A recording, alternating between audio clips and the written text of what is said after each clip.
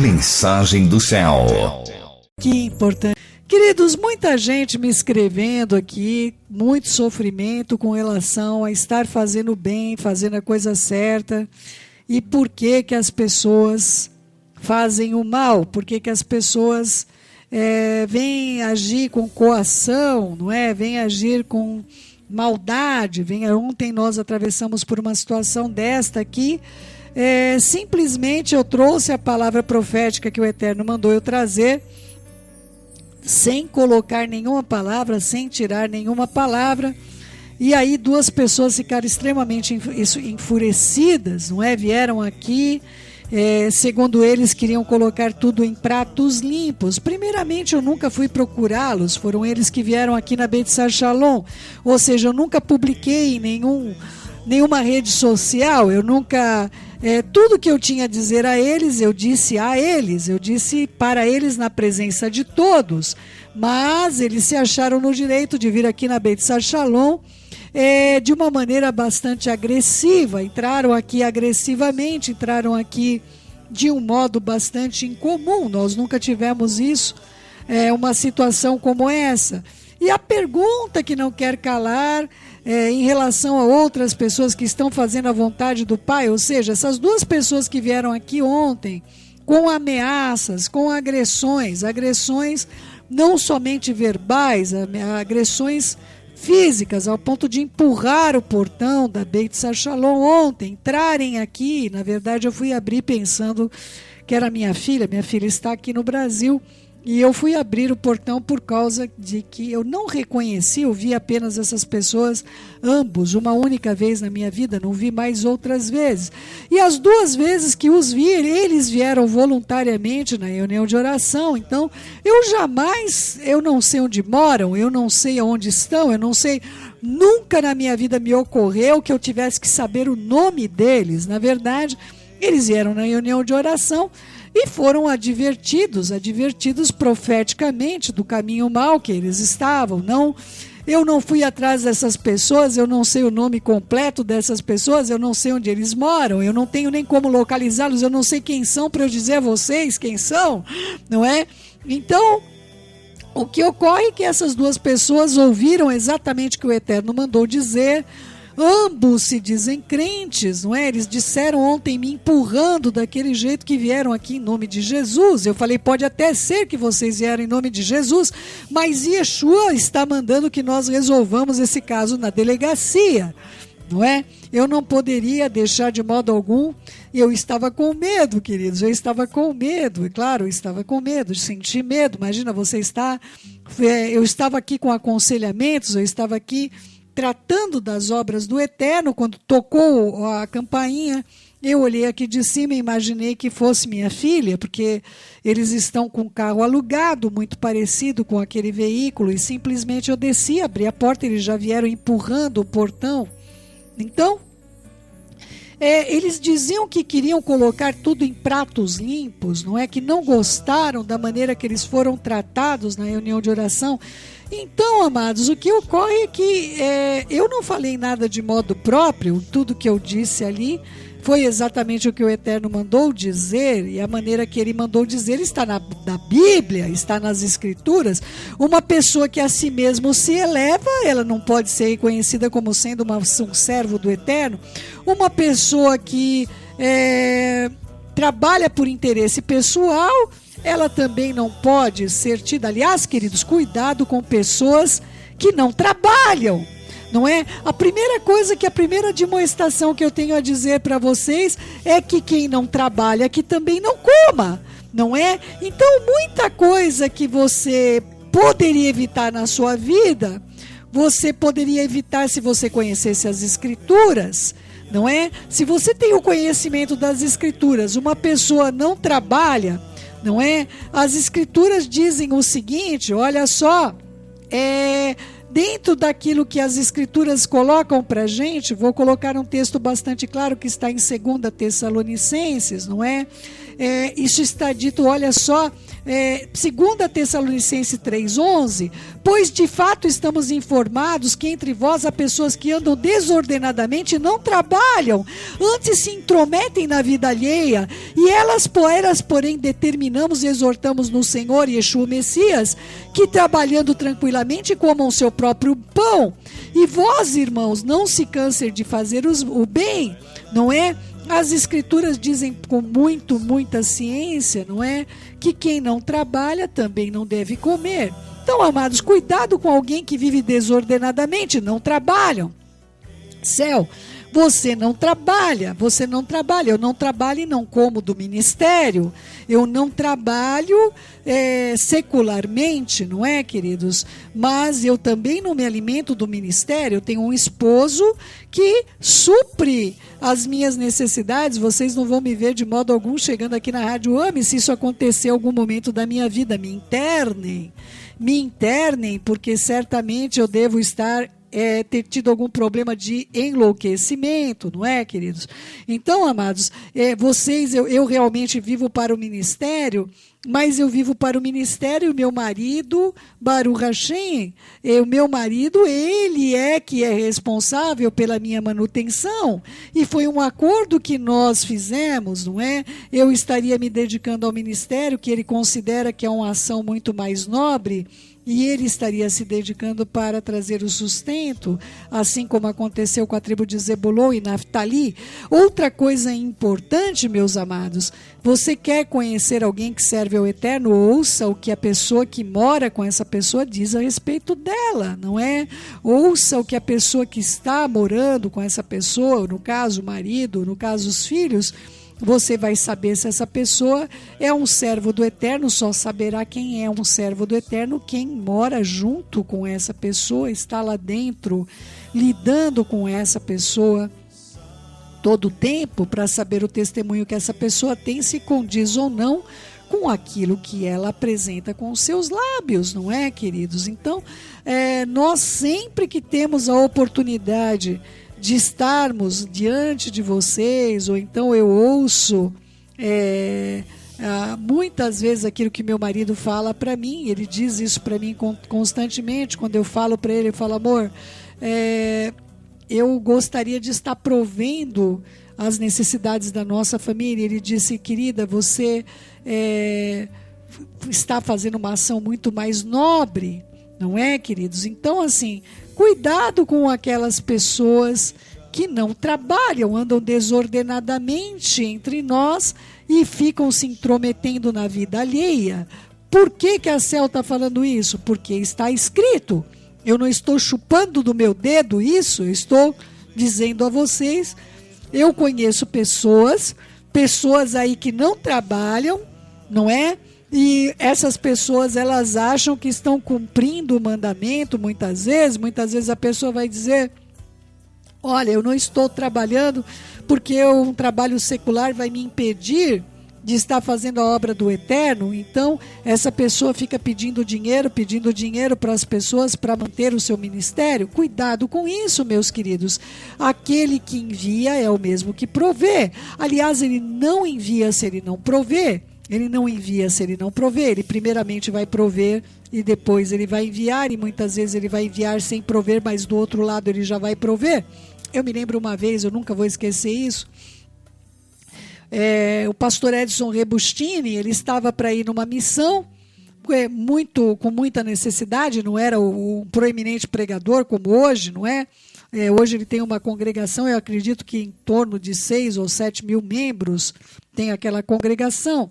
Ele não era uma pessoa assim, mas ele era simplesmente um homem novo no ministério, e ele, juntamente com a esposa, Célia Rebustini, ouviram uma mensagem de um grande aí, mensageiro, enfim, reconhecido aí por muitas pessoas, e essa pessoa havia falado de algumas necessidades, e ambos, sem um falar com o outro, um estava na frente, e ele iria sair em viagem para uma missão importante, um estava na frente, o outro estava no fundo, por causa que estava com a criança, E ali, quando passou a salva sobre aquela necessidade, ali daquela solicitação que foi feita, ele sentiu de entregar tudo, mas ele sabia que a esposa tinha algum dinheiro para que ele pudesse ir para essa viagem com algum recurso, e a esposa sentiu de entregar tudo, sem saber que o marido estava entregando, porque ela sabia que ele tinha o dinheiro para provisão para a viagem.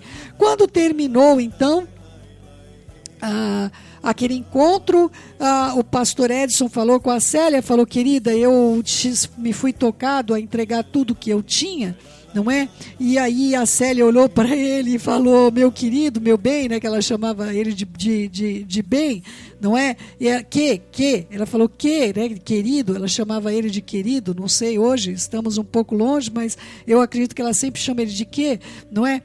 Não me diga isso, eu também entreguei tudo. Então, pastor Edson, a única coisa que ele tinha era o ticket para a viagem, para aquele lugar tão distante.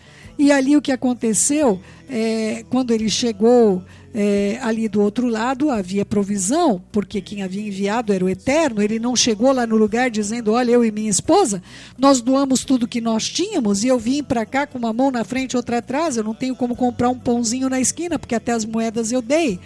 Quando ele chegou lá do outro lugar, as pessoas já estavam esperando, já tinha um lugar para ele permanecer, já tinha refeição para ele, inclusive a provisão inclusive para que ele pudesse suprir as necessidades da sua esposa e do seu filhinho que haviam ficado aqui em São Paulo. Queridos, eu aprendi desta maneira que quando nós vamos falar acerca de alguma necessidade, jamais pode ser para nosso ministério, nossas vidas. Quando eu vou tratar de alguma necessidade, eu posso vir aqui falar para vocês sobre Sabra, eu posso falar uma necessidade que a família Maia enfrentou, eu posso falar uma necessidade que a Artcraft está necessitando, não é? Eu posso estar falando de uma necessidade que chegou para a gente, de alguém que tem uma necessidade, e uma necessidade legítima, jamais uma necessidade que não seja legítima, mas vocês jamais vão me ver falando de uma necessidade que eu e meu marido ou que o próprio ministério está enfrentando, ainda que nós passemos por necessidades, porque se o Eterno não nos enviar, não seremos nós autocomissionados.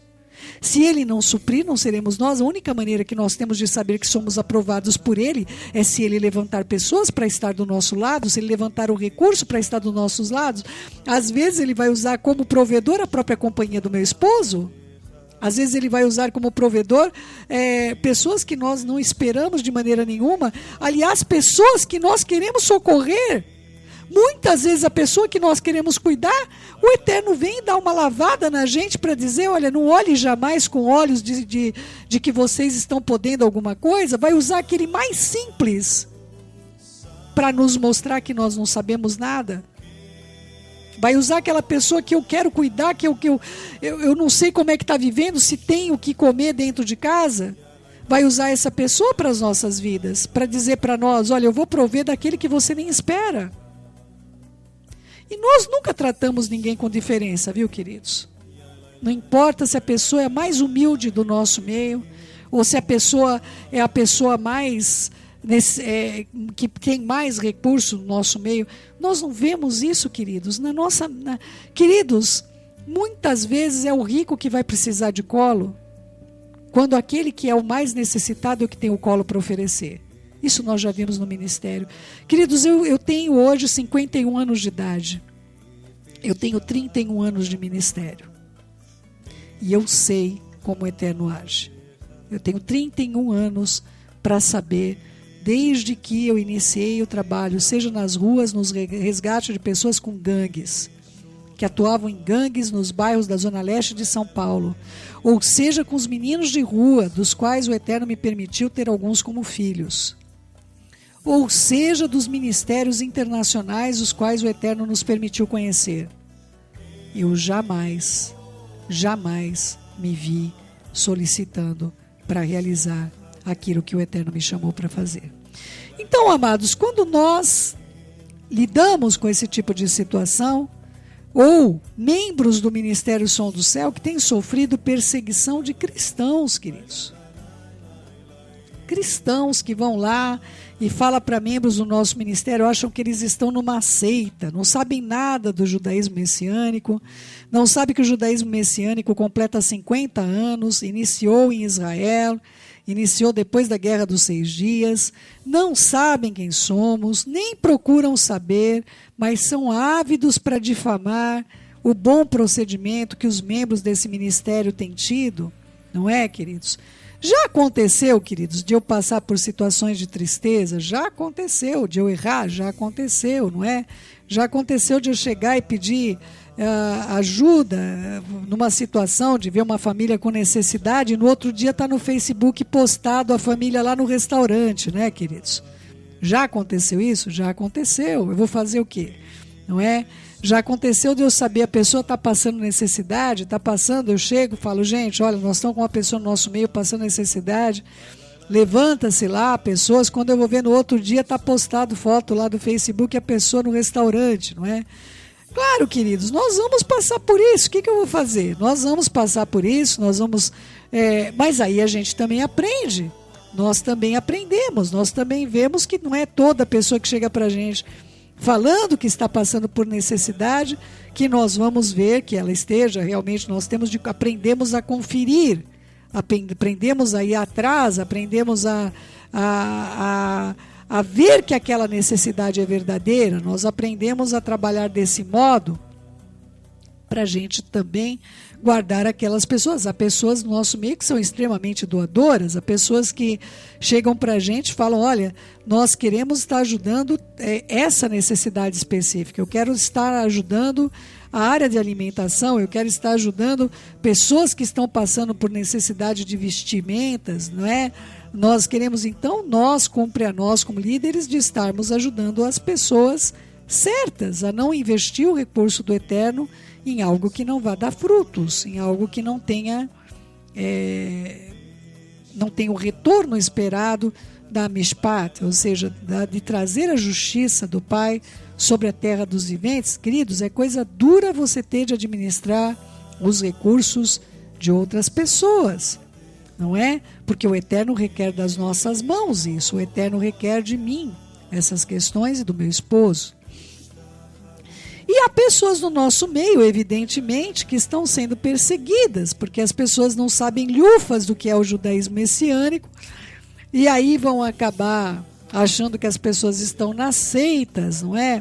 Alguns pensam que nós somos adventistas, porque nós guardamos o Shabat, então não sabem nada do judaísmo. Outras pensam que é uma seita e que não sabem nada sobre o judaísmo messiânico, não sabem nada sobre esse movimento que tem abalado o mundo desde que Jerusalém voltou a fazer parte do Estado de Israel na Guerra dos 6 Dias, isso há 50 anos atrás, amados, não é praticamente a minha idade.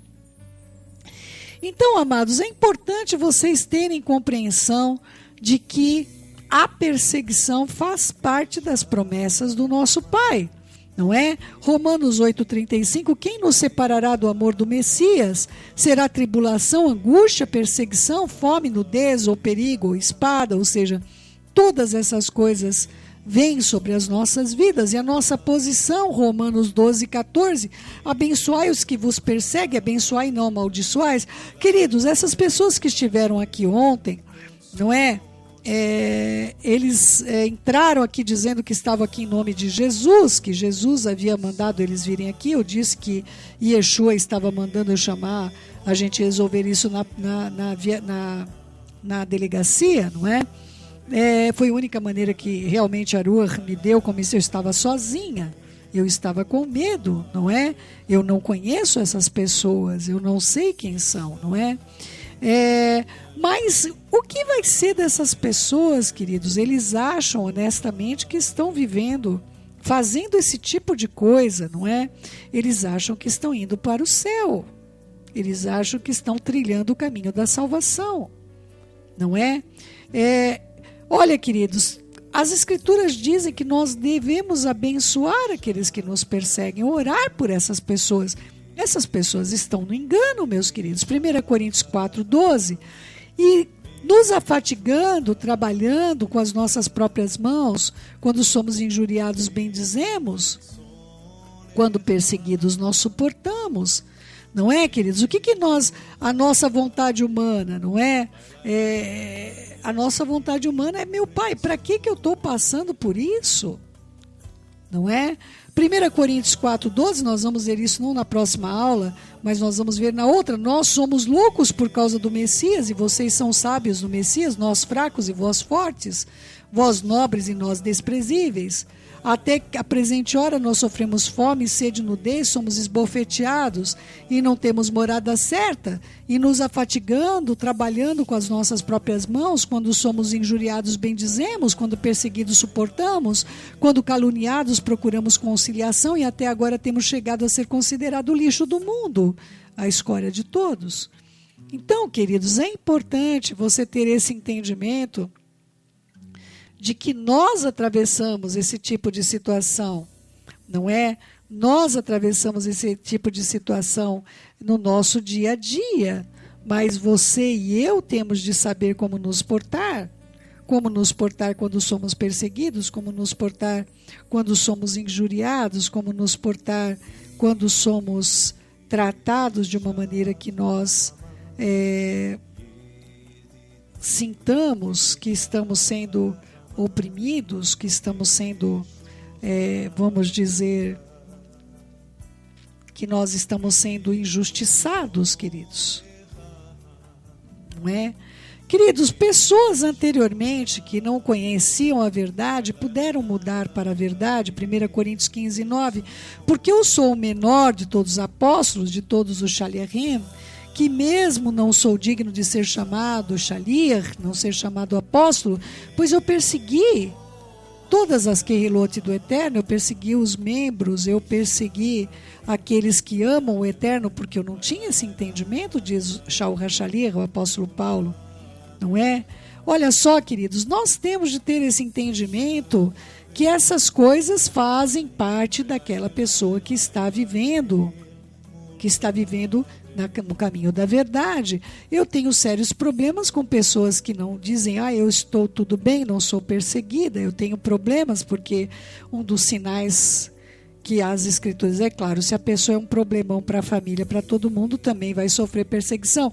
Mas eu estou falando de uma pessoa que seja correta, íntegra, que o que está fazendo, ela tem de ser injustiçada por causa do nome de Yeshua, para caber dentro desse tipo de perseguição. 2 Coríntios 4:8, em tudo somos atribulados, porém não angustiados, perplexos, porém não desanimados, perseguidos, porém não desamparados, abatidos, porém não destruídos, levando sempre no corpo o morrer de Yeshua, para que também a sua vida se manifeste no nosso corpo. Então, queridos, é importante que vocês tenham esse entendimento, que o nosso ministério, ele sofre o que Shaul HaShaliach, o que a congregação inicial, a nossa querida Keilah original, que nasceu, não é? Viveu, e nós não vamos viver coisas diferentes se nós fazemos o mesmo que ela, não é? É importante você ter esse entendimento. 2 Coríntios ainda continua, não é?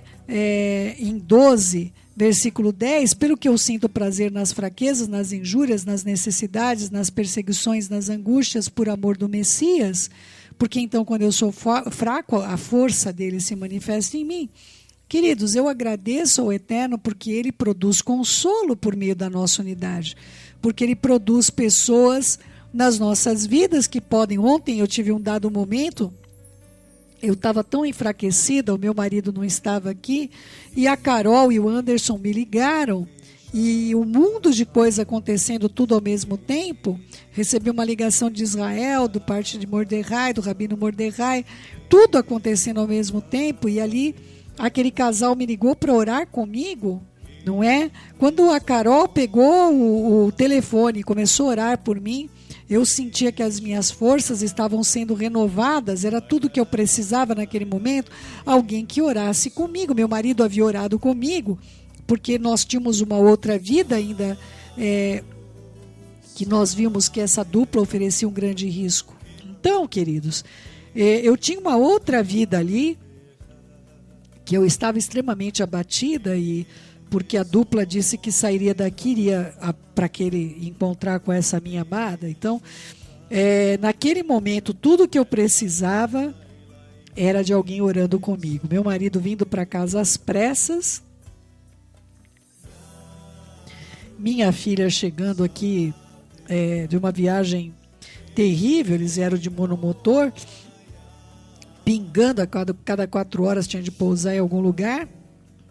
Então, assim, nós estávamos realmente numa situação de enfraquecimento, mas o Eterno tinha pessoas que pudessem nos, como diz o texto, não é? Quando as escrituras dizem em 2 Coríntios 4:9, perseguidos, porém não desamparados.